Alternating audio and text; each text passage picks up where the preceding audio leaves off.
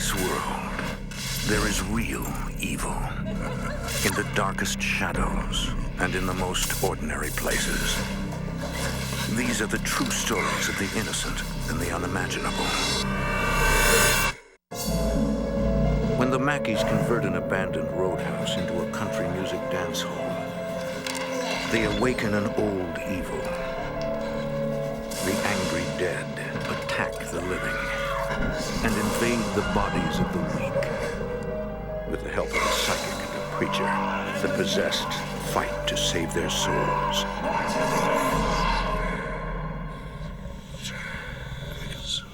Between the world we see and the things we fear, there are doors. When they are opened, nightmares become reality.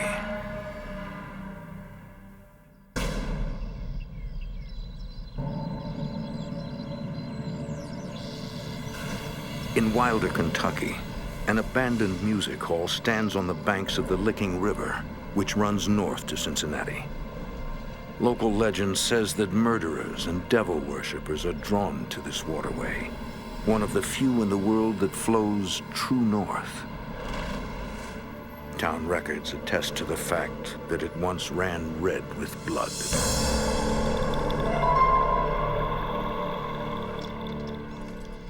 Well, this is it, Mr. Mackey. As you can see, there's quite a bit of work to be done. I think you'll see that this facility has everything that you're going to need. Country music artist Bobby Mackey has been on the road for 12 years. Ever since he quit his job with the railroad to sing full-time, he's dreamed of owning his own nightclub. Well, the type of music that I've always loved is the traditional country music. And lots of club owners don't understand that, and they wanted different types of music. And it got to the place where I didn't want to be nobody dictating to me the kind of music that I felt in my heart and I wanted to play. And it was either move to Nashville at that time or get my own place. This will work. This will work. The former rock and roll roadhouse in Wilder, Kentucky is exactly what Bobby has been looking for. If I just give you the key? I'd like to bring my wife by sometime to look at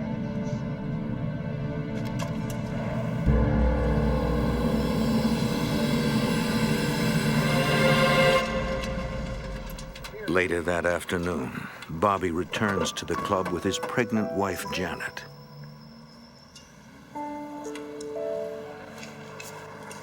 What do you think?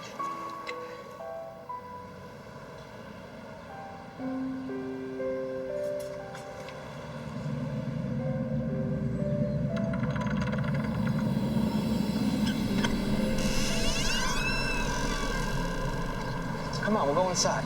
Did you see that? See what? That door just opened. It was just unlocked. Come on in. I want to show it to you. Janet didn't want to come in here. She didn't feel right about it at all. Here. Come on, check this out. Watch your step, Janet, right here. Well, what do you think? Check it out. There's the bar right there.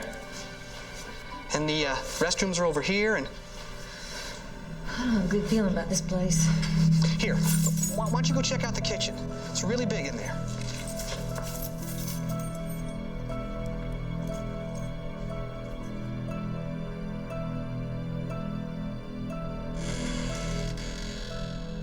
Janet Mackey appears in silhouette to protect her privacy.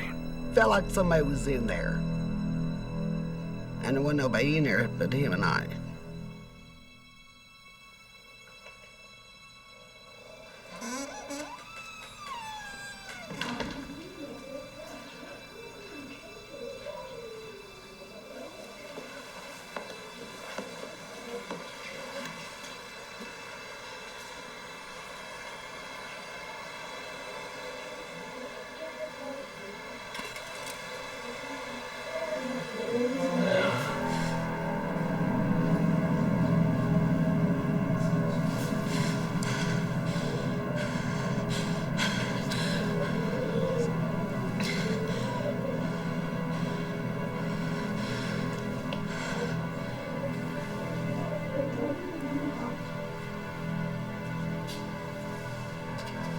I wanted to get out of there as soon as possible.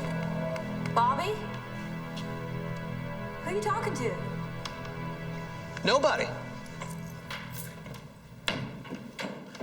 What do you mean? I heard voices. Who are you talking to? Janet, I'm not talking to anybody. It's just you and me here, baby. So what'd you think? I don't have a good feeling about this place.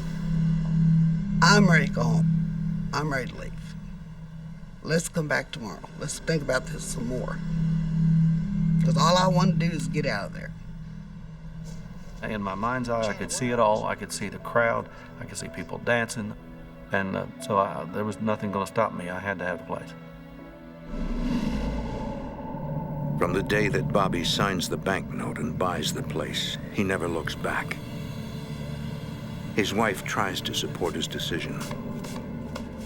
I was afraid of it, but it's always been his dream. I knew that's what he's always wanted. And I thought, well, I'll just hang in there and support him. One day, Bobby and Janet are cleaning up the club when a stranger arrives. Hi, howdy. My name's Carl Lawson.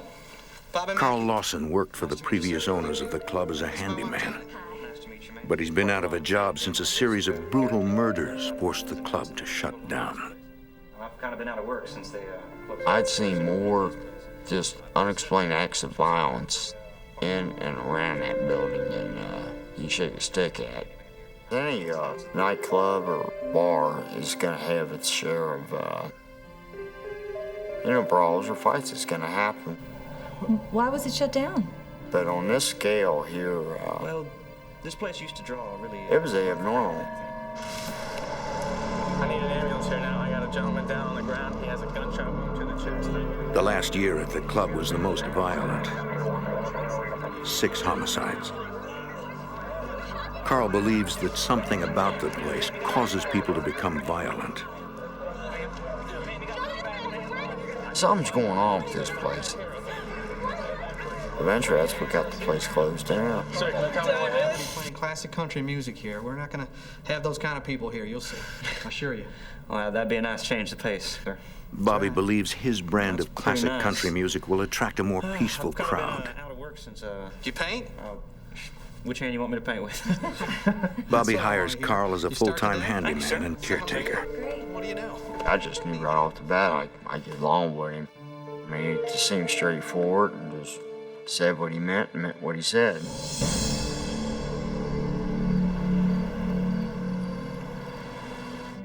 I think that'll just about do it.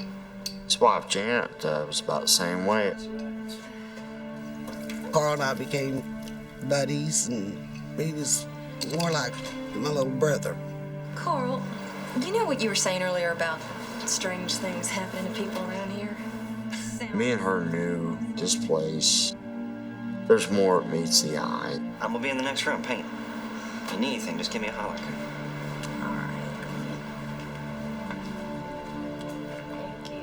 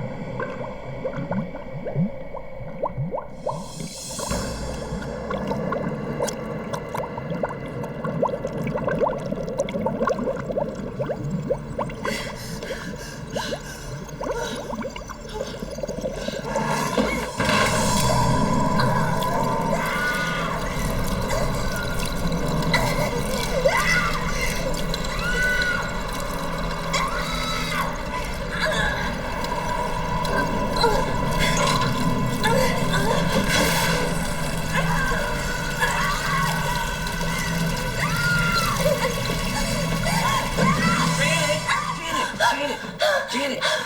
You okay? Janet, what happened?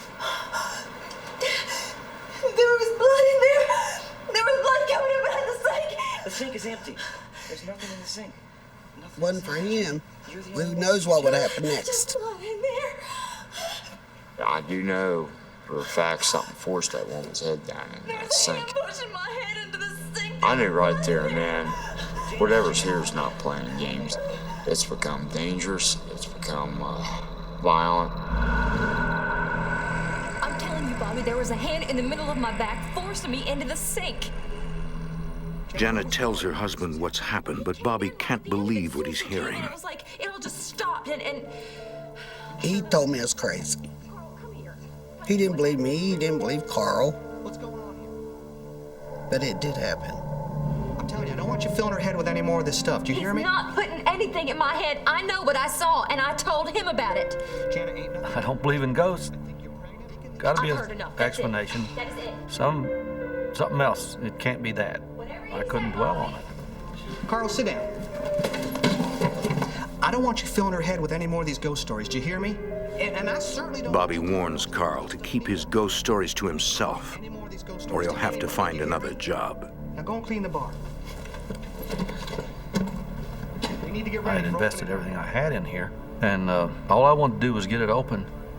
And I didn't want to hear anything about ghosts, and I had told Carl over and over not to tell people about it, and much less quit putting it in Janet's mind.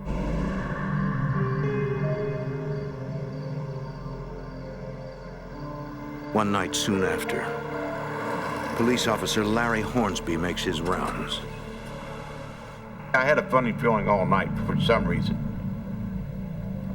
And a full moon, something's going to happen.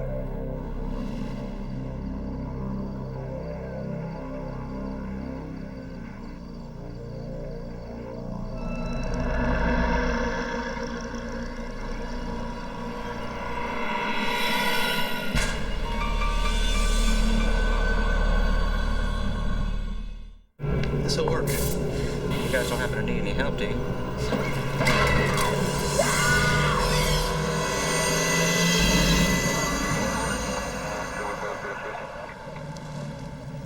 Officer Larry Hornsby calls for backup, suspecting a burglar may be inside Bobby Mackey's club.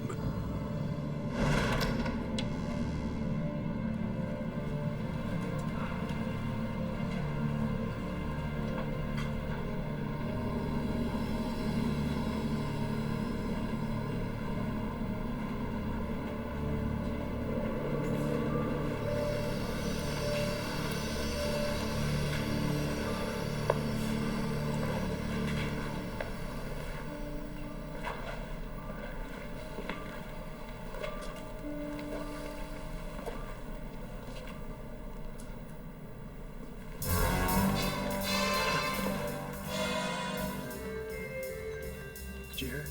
Yeah, backstage. All right, let's go. All right. Police! Come on out!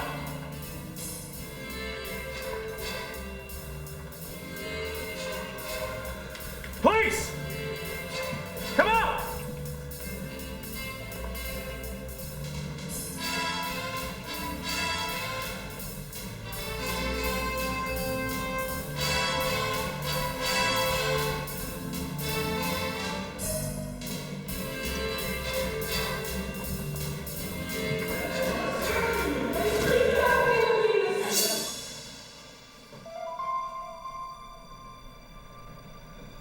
I knew there was a man and a woman in a radio playing. I heard the voice and I heard the music. There's nobody back here. What do you mean there's nobody back here? I heard voices in here, though. Me too. Front door. Let's go.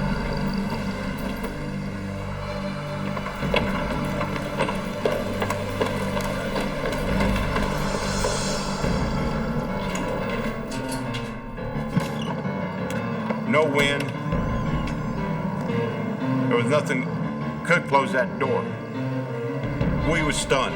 Put it that way in plain words, we was stunned. Hey, what are you gonna call in? We saw a ghost? I said, if I put this in a report, like this, Don't call it in.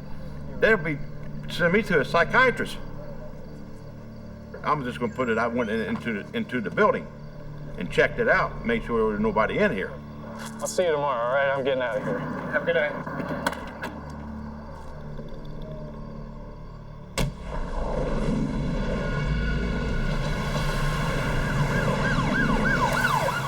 A few nights later, Officer Larry Hornsby returns to the nightclub in response to a fatal traffic accident.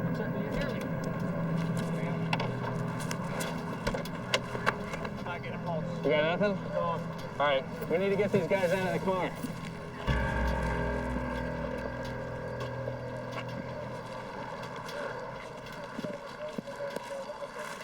We got anything to cover the bodies? Nothing in the car.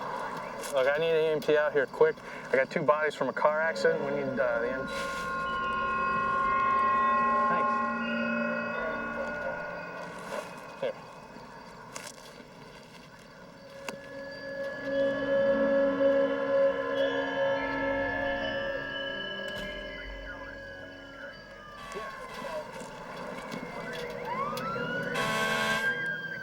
After we got the scene cleared, we came back up, knocked on the door so we could thank her for giving us the tablecloth. But the doors were locked. We didn't know what happened to her.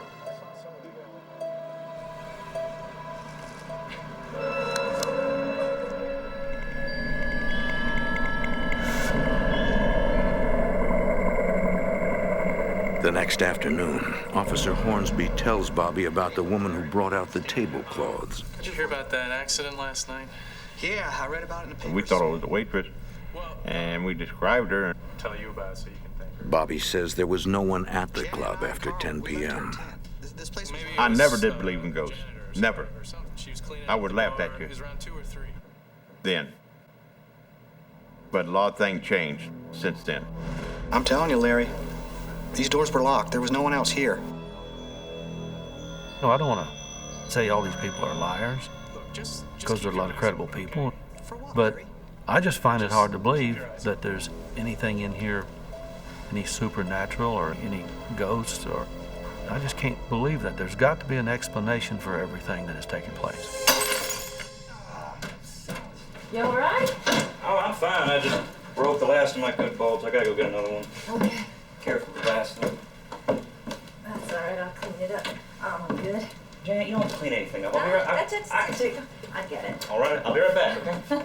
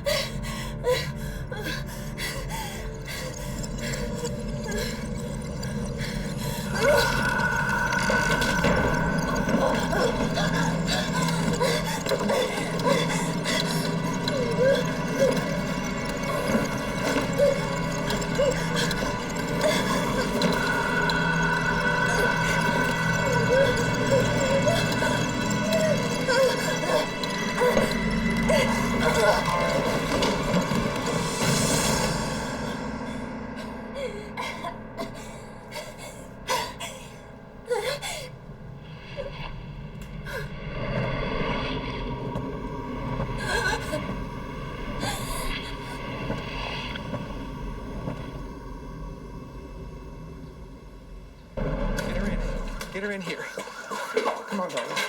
Come on. Hello? Anybody here? Help!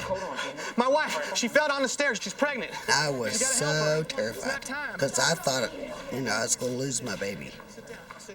I went into labor. What happened? Come on. My wife, she fell down the stairs. She just tripped. I was angry. I was terrified. I was everything. She told me it's something forced her down the steps, and I believed her. Bobby's concern was the business. I mean, I can understand He's got a reputation online. We gotta do something about these spirits, man. They're getting out of control. Carl, there's no spirits. What's wrong with you? Nobody's gonna believe you unless you experience it yourself.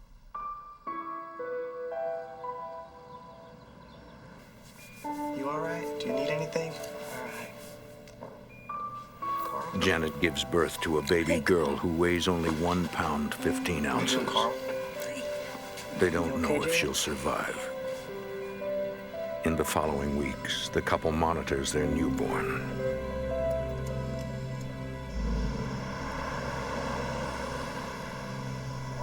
When it becomes clear that their daughter will survive, Bobby prepares for the grand opening. Everybody out to Bobby Mackey tonight. You hope you have a great time. Opening night, I was kind of numb. I had a lot on my shoulders and a lot of stress and a lot of pressure. Don't forget Pig Suit back here behind the bar. Wish I was a king or had $1,000,000. I don't wish I had a penthouse view.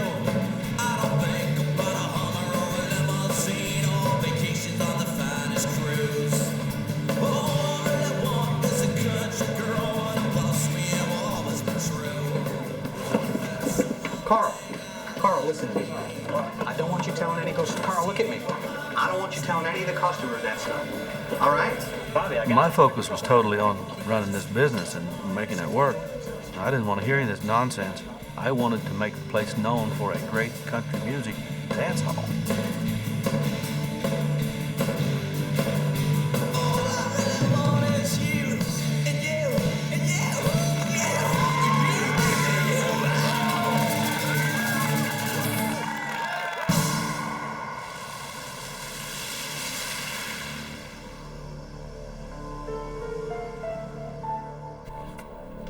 A few weeks later, Carl moves into an apartment above the club.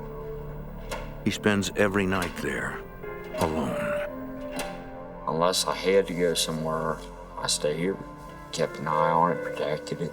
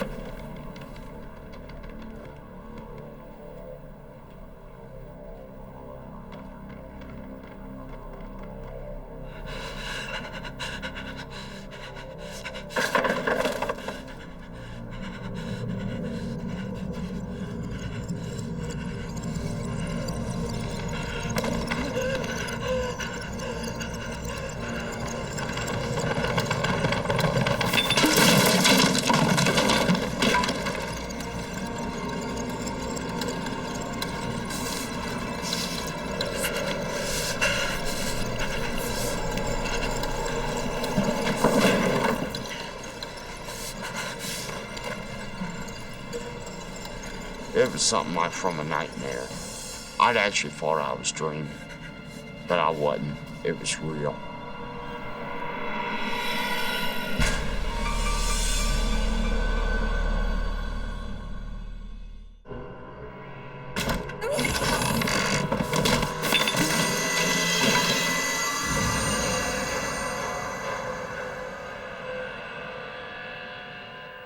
For weeks, Carl is in denial about what he's seen.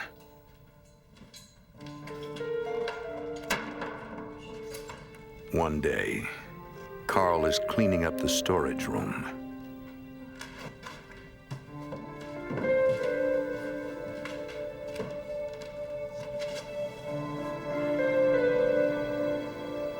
My love is as deep as the sea, it flows forever. You ask me when will it end, I tell you never. My love is as bright as the sun, it shines forever. You ask me when will it end, I tell you never. The world may disappear like a castle of sand. I will be waiting here with my heart in my hand.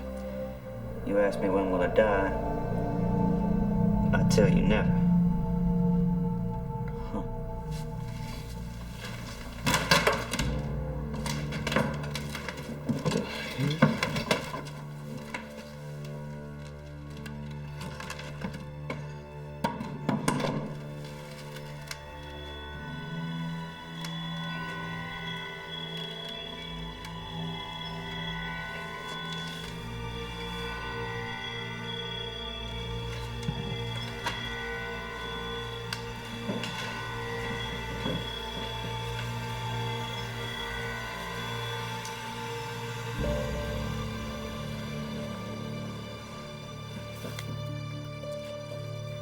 The diary contains the personal confessions of a woman named Johanna, a dancer who performed at the club in the 1930s.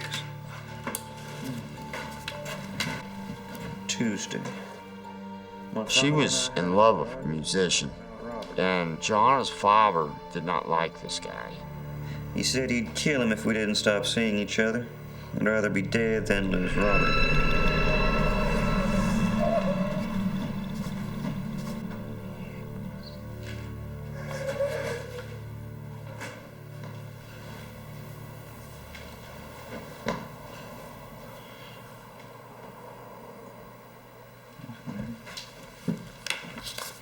Johanna writes that her lover mysteriously disappeared. She feared that her father had killed him, so she poisoned her father, and then herself.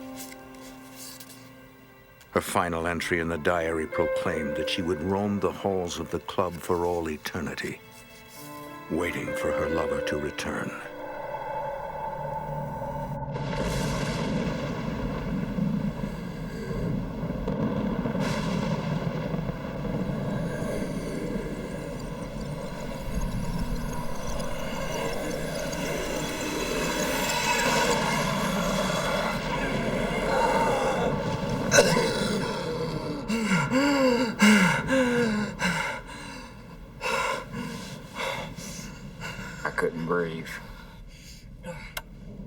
Maybe I just got a medical problem I should get checked.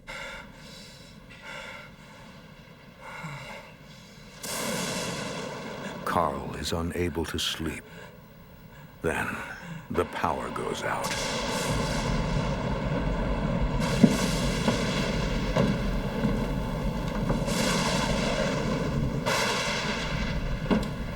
Carl goes to the basement to check the breaker panel.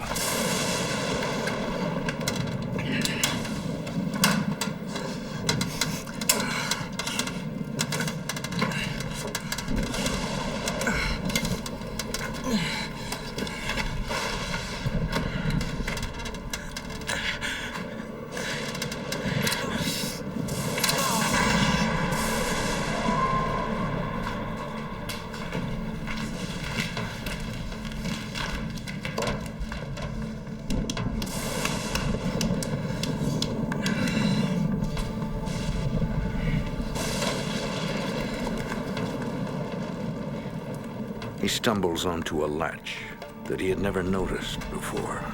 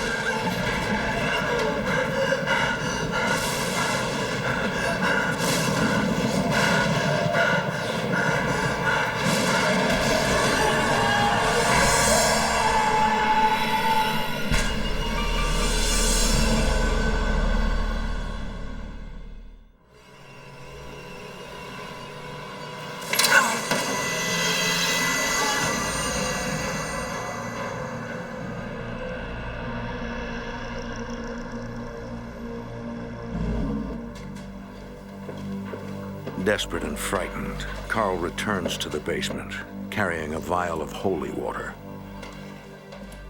I'm a firm believer in Jesus Christ. I felt if it's evil, get some holy water or something, keep what's down there from getting back up here.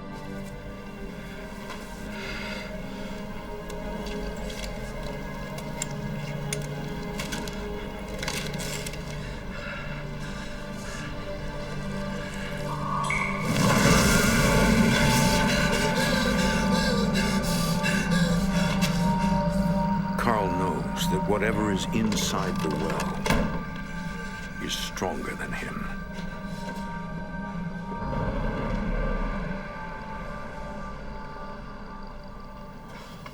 Look at this place.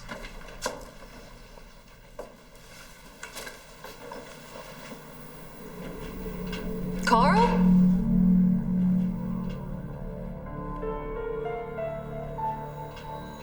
Are you all right? In the following weeks, Carl's behavior becomes unpredictable. How come you haven't cleaned up the place? It got to the point where I wouldn't know which Carl I was talking to. Carl, you okay? I would have to talk to him for just a little while to figure out, how to deal with him, because he always seemed to be different. You think you're alone here, but you're not. Carl, you okay? You'll see. See what?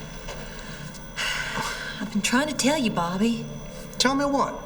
Don't you This see? place sort of, it became it was part of me. Bobby Mackey stays focused on his business. He asks a friend, Doug Hensley, to help him produce a television commercial. So, come on down to Bobby Mackey's Music World, where the good times never die. Cut! Although Bobby refuses to believe the nightclub is haunted, he confides in his friend about the strange occurrences. So how's everything going? Pretty good. I'm having a problem with one of my employees, though. Who? A kid named Carl. Once Bobby had told me Yeah, the story, he's seen ghosts. I asked him Really? why he kept it quiet. And he said that a lot of people are afraid of ghosts, and he didn't want the word out. He firmly said he didn't believe in it, but his wife and Carl Lawson believed the place was haunted. As a writer, Doug is intrigued by the incredible story. Do you mind if I talk to him, though? I guess you want to talk to him, you can talk to him, but Love to.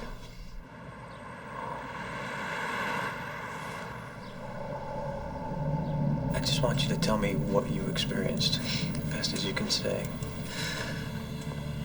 This place is evil. I've seen stuff I can't explain. I found a loose floorboard.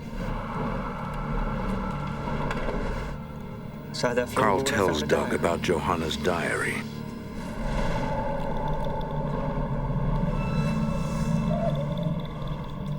And the two men he saw in the basement. Carl told me that this place was filled with evil, and the only reason he stayed here was to protect Janet and Bobby. Had it not been for that, he would have left here a long time ago. But he also told me that they don't want us here. Something always pulled him back here. Hensley is a natural skeptic, but he takes their stories at face value. I was 5.5 months pregnant. And I felt this hand in the middle of my back, but I was alone. I found Janet to be more believable than Carl in the beginning because her demeanor was total and complete trepidation. She was afraid to even talk about it. You would have to know Janet Mackey to know that she would not make up something like this. Though he remains skeptical, the stories pique his interest. He goes to the local library to research the history of the club. I really thought Carl Lawson was schizophrenic until I started doing hours and hours of research, learning the history of this place. Hensley finds an explanation for Carl's story in a 19th century article from the Kentucky Post. I learned of two men that were hung in Newport, Kentucky in 1897. Their names were Alonzo Walling and Scott Jackson. Alonzo Walling and Scott Jackson, two Cincinnati dental students, were convicted and sentenced to die by hanging for the murder of a young socialite named Pearl Bryan.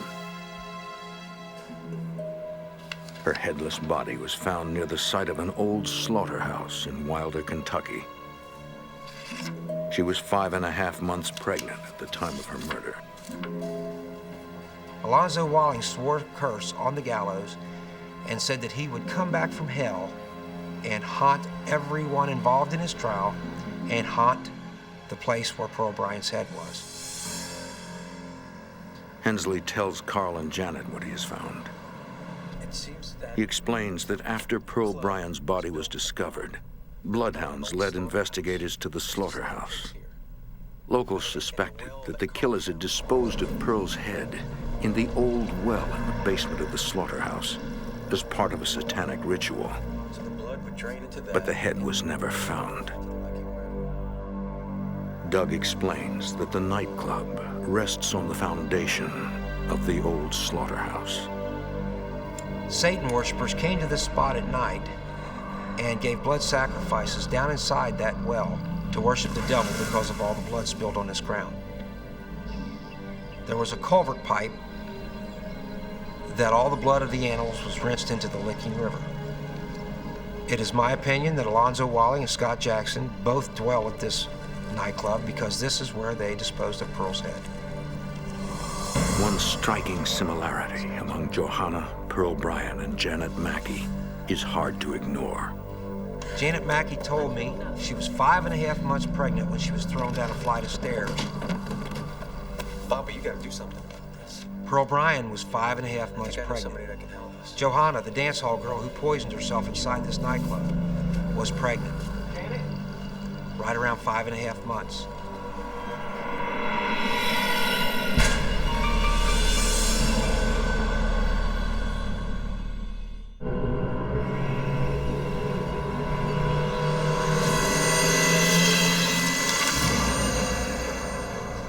Doug Hensley knows that there are angry spirits inside Bobby Mackey's nightclub.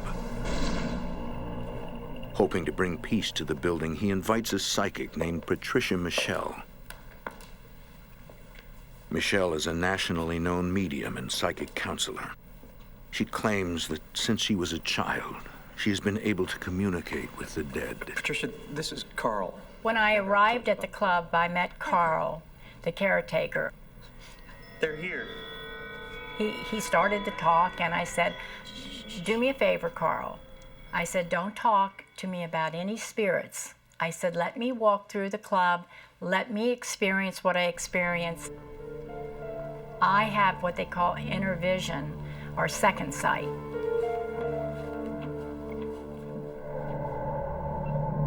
Patricia senses the presence of a spirit.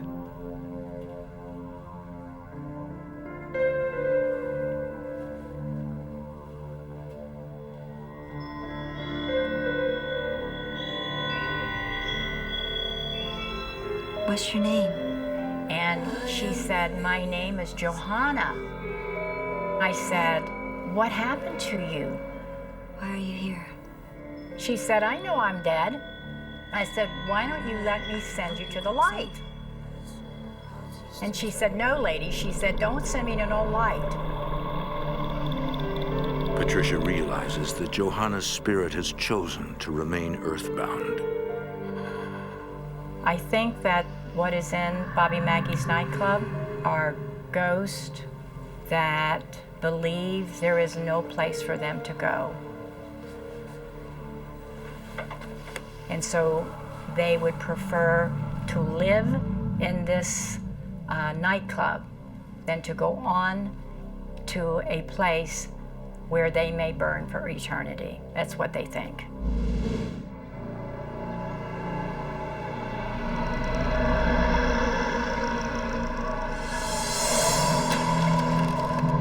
I don't see the room as it is. I see the room like it used to be.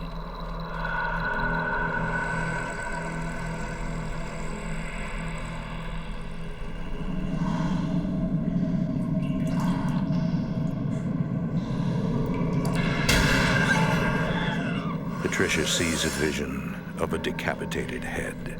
I got this overwhelming feeling of nausea. I felt like I was spinning. I couldn't wait to get out of there.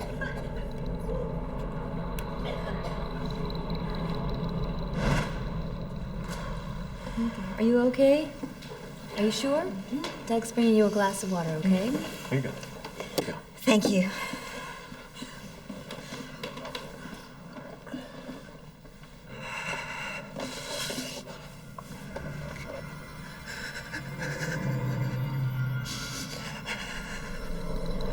The psychic senses the presence of two evil spirits. Carl, the two men in the room. I think they're trying to I use said, your Carl, body. these two men in this room, I said, I believe that they're trying to use your body. I think it makes them feel comfortable. They were enjoying their senses, touch, smell, taste. For me, I was controlled. Carl, they've gone now. Carl, it's okay. They've gone The now. psychic tells Carl he cannot fight these spirits alone. I think you're going to need to get a minister to help you. I definitely felt that Carl was possessed. And I told him then, I said, you really need to get a minister or someone to help you. Doug Hensley brings a Pentecostal minister to meet with Carl. And he told me that this was the most evil site that he'd ever stepped foot on in his life, that it was full of evil. Why don't you guys wait here? He said, I've been doing this for years, and I'm telling you, Carl Lawson is demonically possessed.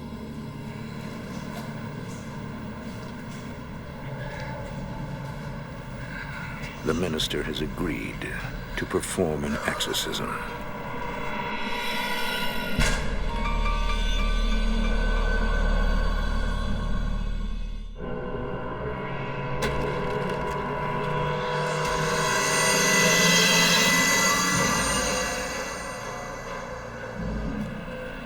Pray for us. He asked me to stand outside the room, and he and Carl went into the old kitchen and sat at a table, and the minister started performing an exorcism. You're a living gateway for violent spirits. It's not a natural type of thing. They want to live inside of you. So what I'd like to do is to have us pray together. I don't think you understand, preacher. They're gonna kill me. They're gonna try to kill you too. No, it's all right. It's going to be okay. We have God on our side. Just pray with me. It'll be better, you'll see. Let's just go ahead. Our Father, who art in heaven, hallowed be thy name. Thy kingdom come, thy will be done on earth as it is in heaven. Give us this day our daily bread. Forgive us our trespasses, as we forgive those who trespass against us. And lead us not into temptation, but deliver us from evil. Carl? Carl? Carl? I'm not praying to anyone, preacher. Who are you?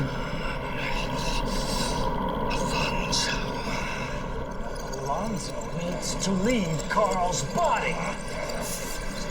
And therefore I say unto you, be with the Lord God, and the devil will flee from you.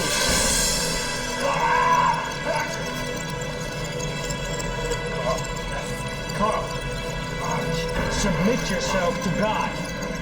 Flee from the devil, and he will flee from you. In the name of Jesus Christ of Nazareth, I command you to leave Carl's body.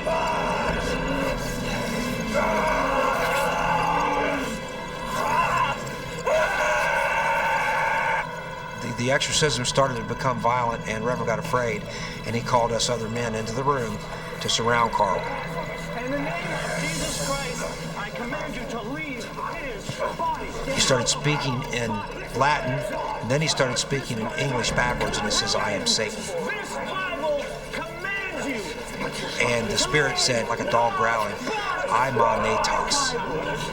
Tells you just to listen. Therefore, At that time, none of us had any idea what that meant, but later on, after the exorcism, the preacher showed us, he wrote that backwards, and it says, "I am Satan." James 4:7 says, "Submit to God."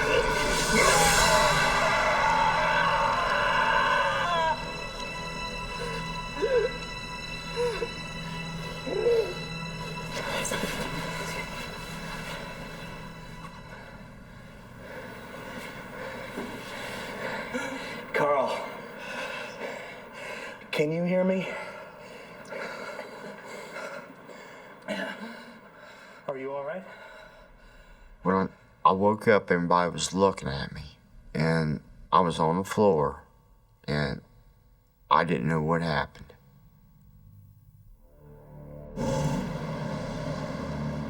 After the exorcism, Carl decides it is time to move on. I felt different. Take it easy now. I wish you the best of luck, Carl. If you ever need anything, you know where to find I me. felt changed. Time for me to go, though. Take care. I felt like a new human being.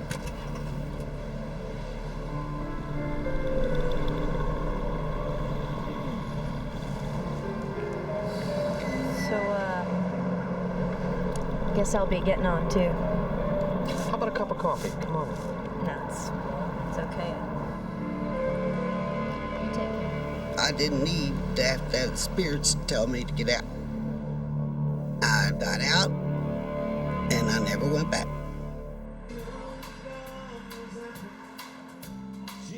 To this day, Bobby Mackey claims he himself has never witnessed paranormal activity at his nightclub.